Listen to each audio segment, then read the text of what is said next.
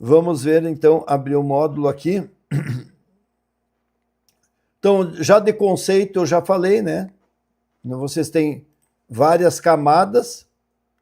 Então, a camada, né, vai dependendo de quantos diretórios você vai tendo abaixo, tá bom? Tisa, tu fica monitorando ali o chat, tá? Tá. Tá. Ó, o modelo Event Drive cola essas camadas, né? Então, eu tenho toda essa estrutura, mas na hora que eu carrego ele, o agente vai entender tudo isso e vai usar todas as informações. Mas já está organizado isso, certo? Tá bom?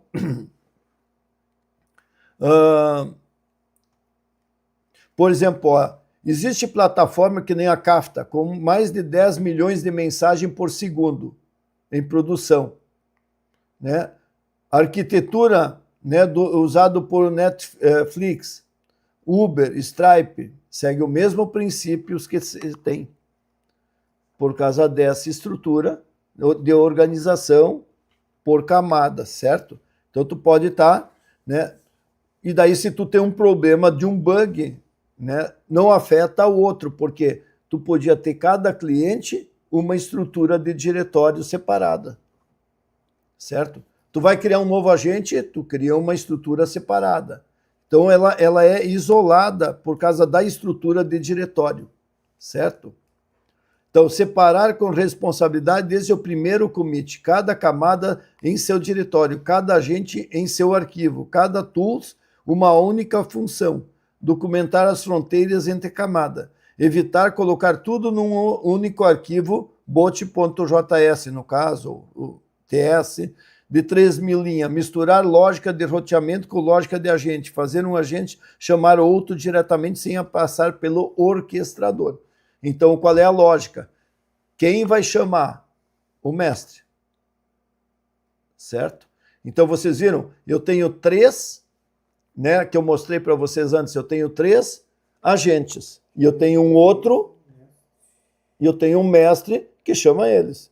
Então, os agentes não se falam entre si. Os agentes, eles colocam toda a informação naquele arquivo que eu citei lá. Eles estão rodando em máquinas diferentes ou não? Eu posso mandar. Eles não estão na mesma, não? Quem define sou eu, certo? Mas eles estão sim, tá? Porque eu estou usando num servidor. Mas, por exemplo, quando eu... Então eles podem se falar. Mas como é que eles vão se falar? Eles têm memória, eles têm memória trabalhando isolada na memória. O orquestrador que chama um, pega da entrada, pega a saída e joga no outro. E como é que eles se falam? Pelo chamado do orquestrador. E como é que o orquestrador fala? Recebe informação, passa informações? Através de um arquivo. Tu salva o arquivo e você lê. Para ver se eles estão falando. Não.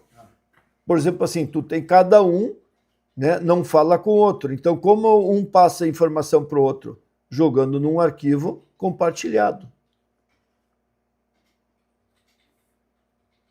Certo? Então, todos sabem o que está rolando ali. Depende de como ele comporta, entendeu? Tu podia dizer que ele é só para salvar lá. Não, ele é para ler também. Você define nas regras. Mas no caso meu, o que eu defini? Que cada um vai pegar o problema e vai olhar pela prisma dele e gravar num arquivo. Cada processamento saída. Né? Pronto.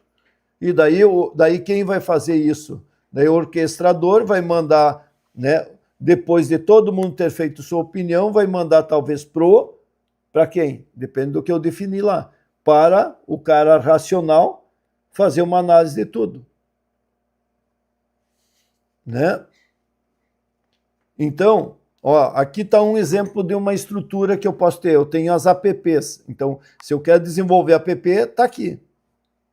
Se eu quisesse desenvolver a web, botaria web. Então, vou estar criando uma estrutura. Dentro dela, eu tenho arquivos. Quando eu tenho muitos arquivos, eu pergunto por que eu não consigo desdobrar eles em várias pastas? Né? Quanto mais desdobrado, melhor é. Para indexar? Não, para organizar, para nós se achar. Antônio, agora tu me dá teu projeto que tu está desenvolvendo aí 1 ano. Em 10, 15 minutos eu tenho que entender o projeto. Não é? Pelo menos olhar. Então, a primeira coisa é estruturado. Se está estruturado bem de pastas e de arquivos, eu facilmente consigo olhar. E se não tiver isso, se tiver tudo isso numa pasta gigante com lá 5.000 arquivos, vai ser muito difícil de entender. Né? Assim não, eu separo o que é aplicação, do que é de agente, do que é de prompt, do que é skill, do que é ferramentas, do que é memória, do que é configuração. Tá, mas essa Isso é para segmentar o processamento. Não. Não, é só para ele saber a história, enfim. Para mim, organizar, entendeu? A estrutura e para o agente também poder ser... Por exemplo, assim, ó. Se estivesse comentando lá dentro do código, né? O que é cada parte. Né? Ó, só pelo fato de eu chegar e dar essa estrutura para um agente, ele já sabe um monte de coisa, por causa do que tem um nome, não é? Antigamente, o que eu fazia? A L1, a L2, a L3, ou seja, a gente nomeava por numeração, porque o objetivo era economizar o máximo de espaço. Só que entendi que ali era tudo que saiu da tua cabeça. Sim, porque daí tinha uma tabelinha lá que dizia o que o L1 era. Ali tu faz uma descrição simples, fica mais fácil de entender. Então agora, se eu pegar e mandar um agente, né, olhar esse diretório, ele já vai saber, opa, esse conteúdo aqui é de ferramentas, isso aqui é de skill, de habilidades, isso aqui é o prompt, né, system prompt. Então eu já defini que quando é prompt, é o system prompt. Né? Quando eu tenho aqui, né, os skills, é a habilidade. Habilidade para lidar com Gmail, habilidade com o calendário, e assim eu vou. Quando é ferramentas, eu vou chamar ferramentas externas de acesso externo. Né? Memória é isso. Então, a nomeação, ela faz com que eu me organizo. Tanto eu como o próprio IA. Porque a IA é uma extensão da gente. Né?